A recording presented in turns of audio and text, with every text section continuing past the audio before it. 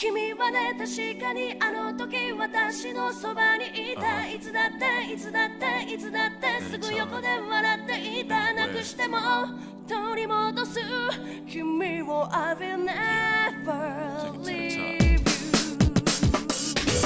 Battle, then I'll take it to the street where there's no rules. Take off the gloves, break dreams to down. Gotta prove my skills, so get down. A lyrical jump is a room battle. What's up, everybody? It's your boy Fifth Raikage. Welcome back to the channel, and today I want to talk about our new spring 2023 anime, The Cafe Terrace and Its Goddesses.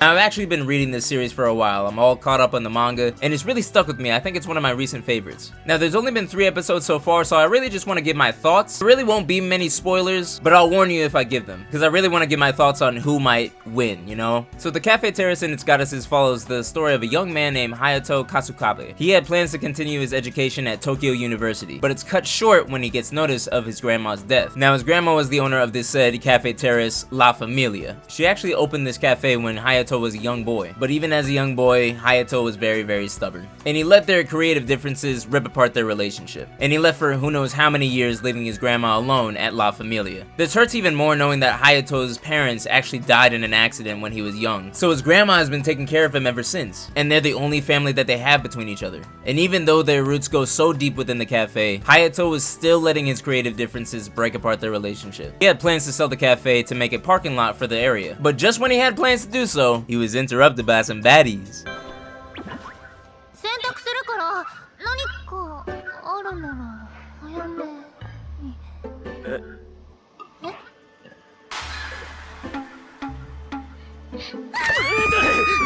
Putting a stop to his plans and bringing him back to reality, we have our titular goddesses: Oka Makusawa, Ami Suruga, Riho Tsukushima, Shiragiku Ono, and Akane Hoji. I'm not gonna lie, this may be my favorite group of female characters in a harem anime. They all bring something to the table and make this series so much more interesting. Obviously, yeah, it's interesting in that way too. But that's not really what I mean though! Oka is the tsundere without being tsundere. She's the most defensive and standoffish towards Hayato, making sure he knows his place. Shiragiku, probably the best way to describe her is that she's the Hinata of the group. She's very timid and shy, almost sort of a pushover. But once she gets a glass in the hand, oh my god, keep that girl on the leash. Then we have Akane. She's the chillest of the group, only speaking when spoken to, and giving off kind of like the sassy One-san kind of side. Riho gives off the vibe of the more popular kind of girl, staying stylish and always playing jokes. But in reality, I would probably say that she's the glue that holds this family together. Then we have Ami.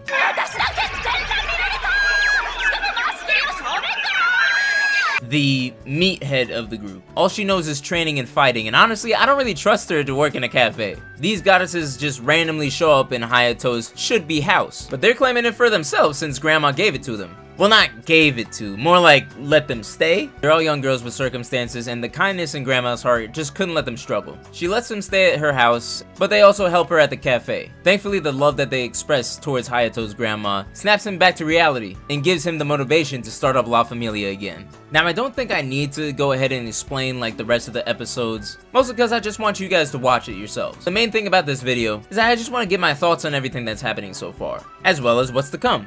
So here comes the dreaded moment. As a manga reader, oh brother, this guy stinks! I will be honest, it's not clicking for me. Like, the animation is cool and everything, but like, you know, it's just so different when you go from the paper to the screen. The first time I saw Hayato, I said, something's not right. Something's not right. He just looks different to me. I don't know what it is. Like, it's really all in the face, because I'm used to seeing the Hayato that's just, you know, it has that stone cold face, which he does have in the anime, but like, it's way more defined on the in the drawing compared to the animation. It just kind of looks, I don't know, goofy. Also with the girls, I do like the designs of the girls. I don't think I really have a problem with that. I feel like, I know they probably did this in like cover art and whatnot, but there's too much color going on for me. I'm so used to black and white that I'm just like, I see green, I see pink, I see purple, I see orange, I see like indigo. I'm like, what's going on? This is the same thing that happened to me in More Than Married, Less Than Lovers. I was so confused when the MC came out with blue hair. I'm pretty sure that they showed it in cover art before, but I was like, blue? Why isn't that shit black?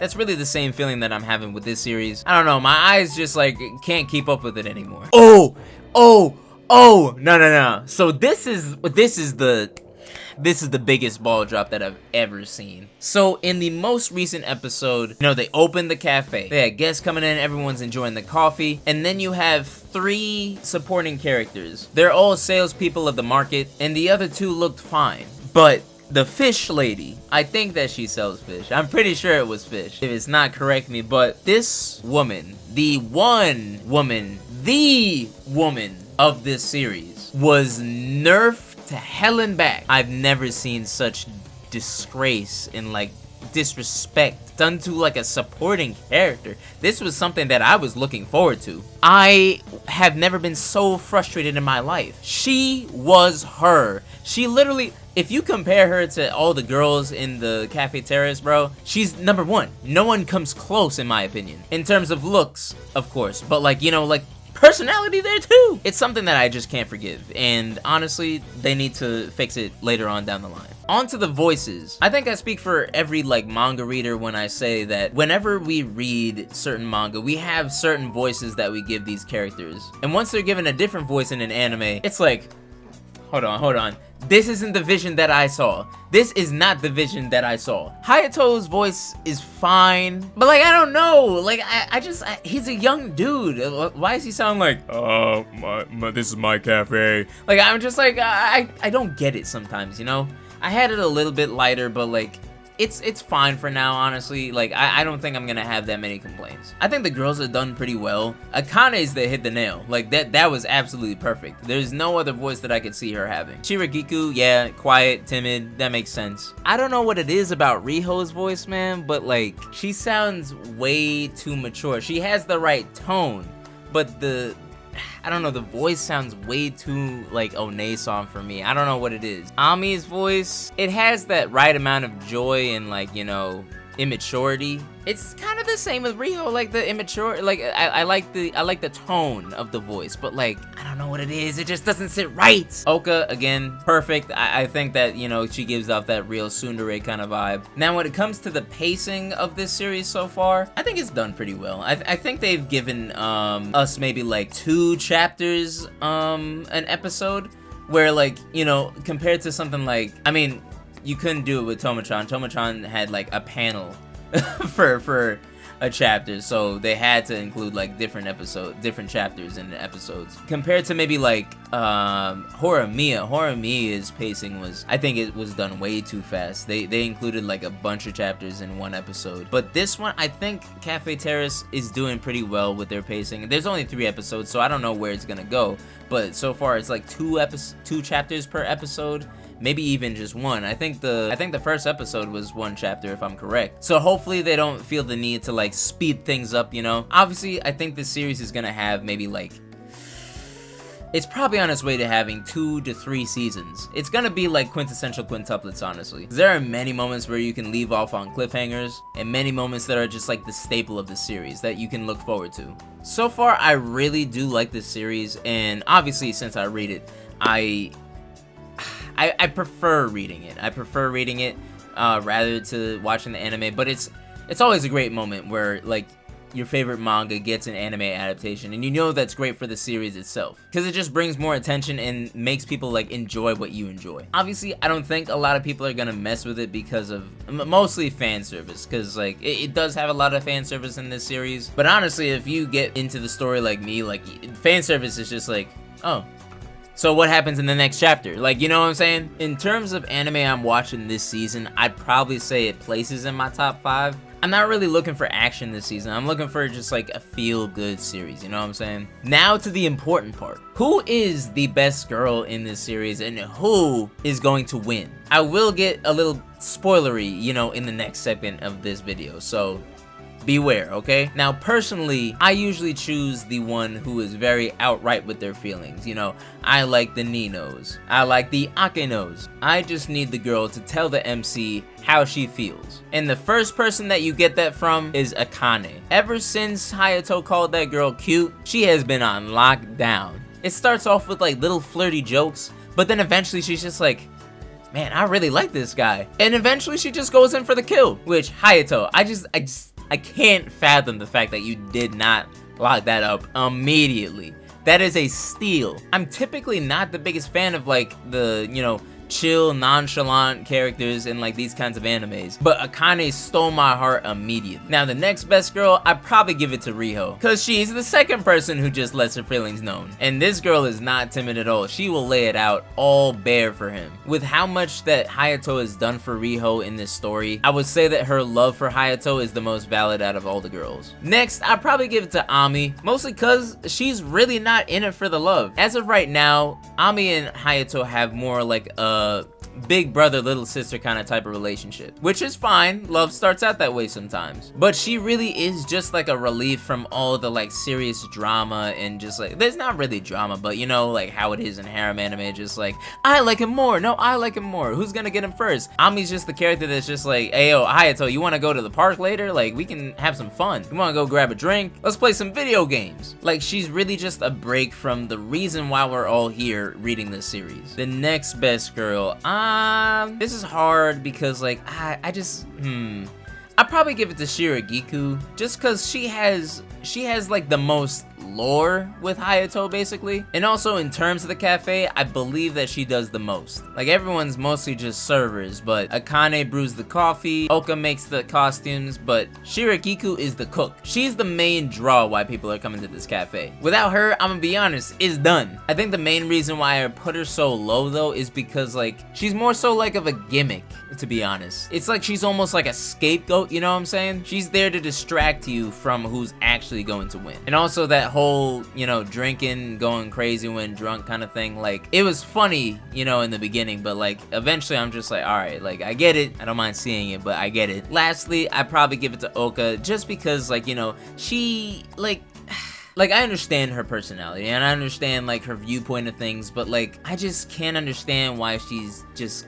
consistently a jerk to Hayato. And eventually like it gets to a point where it's like, you know, it's really just like a brother-sister kind of bickering. But there are times when I'm just like, all right, like I get it, man, like you don't like him. She makes great outfits and she honestly might have, you know, the more interesting story of the series, but I think in harem animes I mainly, you know, have the one who's not interested the most at the lowest. You know, the same thing happened with Itsuki, like she's not a love interest, so I'm just like, why should I really like care about you that much, you know what I'm saying? But that's my best girl ranking. Now who's going to win ranking, I think has a completely different story. Now where Oka was last in best girl, I think she has the highest probability of getting with Hayato by the end of the series. I think the reason that they've shown so much of like hatred and just like standoffishness and like a bickering between the two is because they had plans to get her with Hayato by the end of the series. And you can see it more so nowadays where like their relationship is actually like, it's very, very close. Like when Oka had to leave for certain circumstances, but while she was gone, Hayato made sure that no one took her room. He made sure the room was clean and ready for her whenever she wants to come back. And it just shows how much they've grown in terms of like their relationship with each other. I truly think Oka's gonna pull one out by the end of the series. I don't want it to happen, but like I don't want to set myself up for failure. I want to make sure that I'm prepared for whatever happens. Now the next person that I see winning,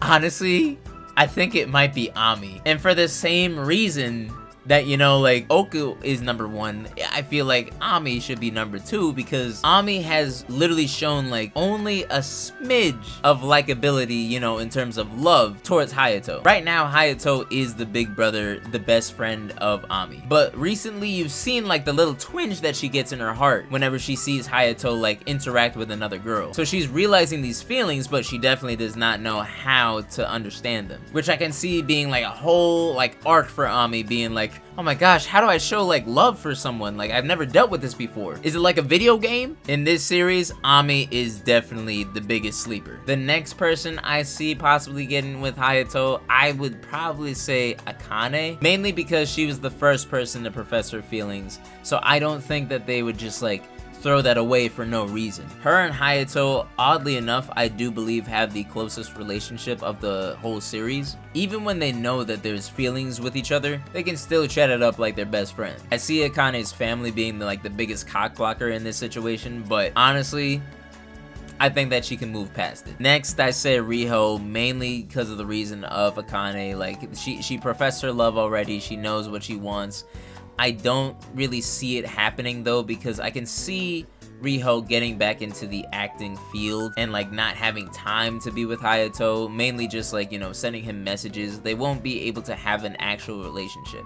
So thinking about it realistically, I just don't see it happening, which is a shame because I really do like Riho, but like it's realistically, like, I don't see them being together. Like, Hayato probably wants to still run the cafe, and Riho will want to take another approach to acting, so it's just not going to work out. And last but not least, I say that Shirigiku will not be with Hayato by the end of the series. Definite, bar none, not happening. The funniest reason because of this is because Shirigiku has lore with Hayato, has history with Hayato. They made it a whole big deal where like she knew him when they were kids, she met him before, and now wants to like, you know, build this back up and like run the cafe with him later on in life, which realistically seems like the best choice for him. Shirigiku has no other like real dreams besides being together with Hayato and being his chef. Hayato wants to run this cafe until he can't anymore. They go 2 and 2.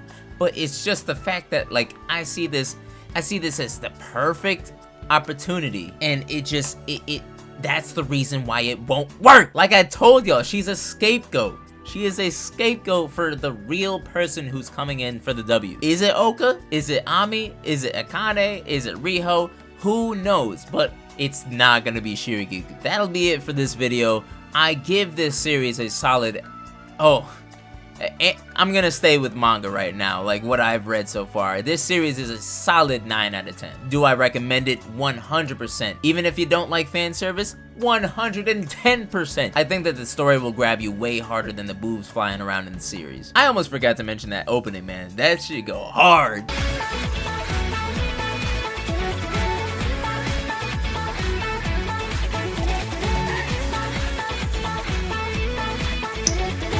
And the dancing animation that they do, like, I'm like, ooh! I want to do more of these and also get the feeling of, you know, like, I'm an actual anime watcher on this channel. So I want to let you guys know what I'm watching, also my thoughts on them. If you have any recommendations this season, please give them to me in the comments. So like, share, and subscribe, and I'll see you in the next video. Love y'all, take it easy, peace!